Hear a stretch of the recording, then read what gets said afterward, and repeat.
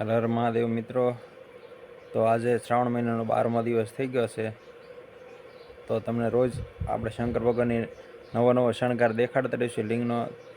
તો અમારી ચેનલને લાઈક કરો અને સબસ્ક્રાઈબ કરો અને કોમેન્ટ કરો।